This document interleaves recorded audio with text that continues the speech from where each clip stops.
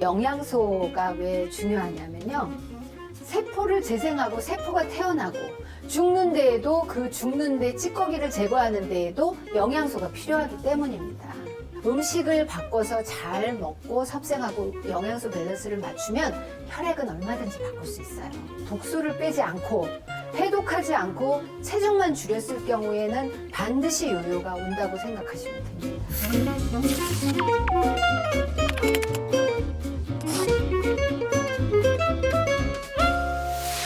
건강하려면 우리가 반드시 알아야 되는 4가지 관리가 있는데요.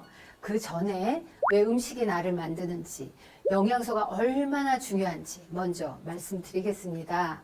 우리가 많이 먹는, 배불리 먹는 그런 음식들이 있죠. 그런 음식이 밥, 떡,빵, 고기 이런 게 있어요. 탄수화물, 단백질, 지방에 속하고요. 그 대표적인 게 바로 열량 영양소라고도 얘기하고 대량 영양소라고도 얘기해요. 얘네들이 분해되고 세포를 만들 수 있게 조절을 하냐면은 바로 야채, 과일, 해조류 이런 것들에 많이 들어있는 비타민, 미네랄, 물, 식물 영양소가 조절 영양소로 쓰이게 되는 거죠. 그리고 영양소가 왜 중요하냐면요. 세포를 재생하고 세포가 태어나고 죽는 데에도 그 죽는 데 찌꺼기를 제거하는 데에도 영양소가 필요하기 때문입니다. 그런데 이 대량 영양소도 이 연탄과 똑같은 성질을 가지고 있는 거예요. 조절 영양소로 쓰이게 하는 그런 비유로 번개탄을 예를 들어 볼게요. 이 번개탄이 크고 많으면 연탄을 태우는데 충분하죠. 그래서 이 연탄을 태울 때 연탄이 완전히 하얗게 연소가 되면 그거가 아주 완전 대사로 잘 됐다라고 생각하시면 됩니다. 그런데 반면 연탄이 있는데 번개탄이 아주 작고 부족해요. 그러면 이 연탄을 완벽히 태울 수가 없겠죠. 그래서 연탄이 타다가 말면 불완전 연소가 되고요. 그 불완전 연소가 된 지방과 독소는 어디엔가 쌓이게 되는 거예요. 비타민, 미네랄, 식물 영양소, 물 이런 것들이 부족하기 때문에 오는 독소의 축적 때문이라는 거를 우리가 미루어 짐작하실 수 있겠죠.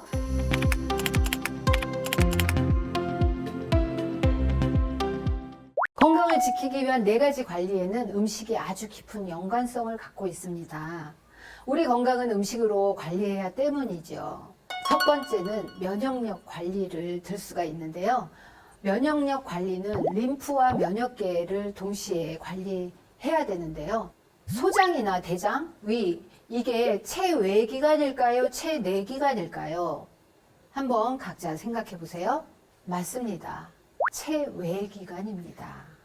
우리 몸속에 들어가 있지만 외부의 공기가 접하기 때문에 체외기관으로 볼 수 있어요.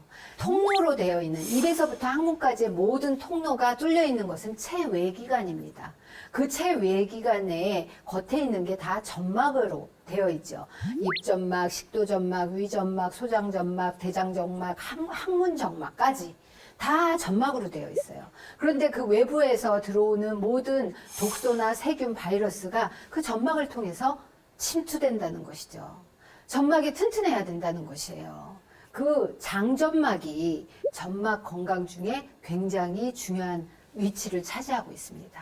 모든 면역세포의 80%가 장에서 생성된다는 거 요즘 많이 들으셔서 유산균이 아주 이슈화되어 있죠. 우리 몸의 모든 질병과 건강을 좌우하는 대부분이 그 장내 세균입니다. 마이크로바이옴에 있다고 밝혀졌다는 것이죠. 그래서 그 장내의 세균이 뇌와 연결돼 있고 심장과 연결돼 있고 간축, 대장축, 모든 신경계 측까지 다 이 마이크로바이옴과 연결되어 있다고 생각하시면 됩니다. 장이 이렇게 타올처럼 이렇게 돼 있어요. 근데 그 타올처럼 돼 있는 그 장벽에 우리가 먹은 음식이 소화되려면 소화 효소가 잘게 잘라서 그 장벽으로 투과가 되면 투입된 그 영양소들이 혈관을 통해서 우리 몸으로 가겠죠. 그런데 가공식품이나 인스턴트나 맵고 짜고 막 여러 가지 막 그런 안 좋은 그런 음식들을 계속 먹게 되면 이 간극이 벌어진 그 틈을 타서 혈액으로 막바로 들어가는 거예요. 담을 뛰어넘어서 들어가는 거죠. 면역세포들이 생각하는 거예요. 못 보던 놈들이 들어왔네? 그러고 공격하기 시작하는 거예요. 그래서 너무 많은 면역 물질이 나와서 나를 공격하고 그러면 그런 게 바로 자가 면역 질환이 된다는 것이죠. 그래서 이 장누수 증후군이 결국 우리 몸의 건강을 해치는 주범이 되는 것입니다. 그래서 장 건강을 위해서는 식이섬유 잘 드시고 좋은 유산균을 골라서 드시는 것을 추천드립니다. 두 번째는 혈액과 혈관 관리입니다. 적혈구의 수명이 120일에서 130일이기 때문에 혈액의 질을 음식을 바꿔서 잘 먹고 섭생하고 영양소 밸런스를 맞추면 혈액은 얼마든지 바꿀 수 있어요. 그런데 혈관은 못 바꾸죠. 왜냐? 그 틀이 단백질로 되어 있고 근육으로 되어 있잖아요. 좋은 단백질을 먹고 근육을 키울 수 있도록 그렇게 또 혈관 속에 노폐물이 끼지 않도록 하는 그 혈관의 탄력을 좋게 하는 그런 영양소들을 지속해서 먹어야 건강해질 수 있는 것이죠. 세 번째는 호르몬 관리입니다. 호르몬은 우리 몸에서 자율적으로 알아서 움직여주는 신이 주신 선물입니다. 그런데 이 호르몬을 잘못 관리해서 교란을 일으키고 그것에 의해서 우리는 고난이 다가오게 되는 것이죠. 어느 날 갑자기 호르몬이 나를 공격하지 않아요. 내가 잠도 못 자고 운동도 안 하고 아무거나 막 먹고 치킨 시켜 먹고 막 이렇게 해서 매일매일 일주일을 보냈어요. 그러면 어느 순간 나는 건강하지 못한 삶으로 바뀌어 간다는 거예요. 음식을 잘 먹고 건강을 위해서 내가 노력했어요. 그 다음날 또 잘했어요. 그러면은 내가 건강한 쪽으로 옮겨가요. 그래서 내가 생활 습관을 꾸준히 루틴처럼 해줘야 내가 몸이 바뀌죠. 몸을 바꾼다는 거는 꾸준함이 있어야 됩니다. 며칠 반짝해서는 절대로 몸은 안 바뀝니다. 네 번째는 체지방 관리입니다. 왜냐하면은 우리 몸에 독소가 들어오면 그 독소를 중화하는데 체지방이 아주 큰 역할을 하기 때문입니다. 독소는 대부분 지용성이지요. 체지방이 이 지용성의 독소를 녹아 들어가게 하기 때문에 우리는 수명을 연장하고 우리 몸을 지켜야 되는 조화가 있어요. 몸의 조화가.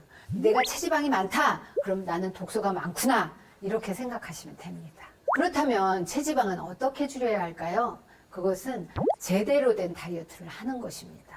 다이어트는 체중 조절이 아니라 체지방을 줄이고 근육량을 높이고 건강한 체질로 전환시켜서 요요 현상이 나오지 않게 하는 것이 바로 정확한 다이어트입니다. 독소를 빼지 않고 해독하지 않고 체중만 줄였을 경우에는 반드시 요요가 온다고 생각하시면 됩니다. 그래서 꼭 해독을 하면서 해독하실 거면은 미네랄로 나의 독소를 빼내면서 좋은 물을 먹고 빼내면서 고용량의 비타민이 필요하고요. 식이섬유도 필요합니다. 그래서 요요 현상을 줄이는 걸 중심적으로 생각하고 다이어트를 하시면 건강한 삶을 평생 유지하실 수 있습니다. 에스트로겐은 35세를 기점으로 해서 급격히 감소되는데요. 급격한 감소로 몸 전체에 불협화음이 생기는 시기가 바로 이때인데요. 테스토스테론이 30세 이후부터 매년 1%씩 줄어드네요. 갱년기를 맞이하면서부터 성기능 장애가 생기고 또 근감소가 되고 넓적다리가 얇아지더라고요. 갱년기에 변화하는 호르몬을 잘 관리하기만 해도 갱년기를 제2의 인생으로 잘 만들 수 있습니다.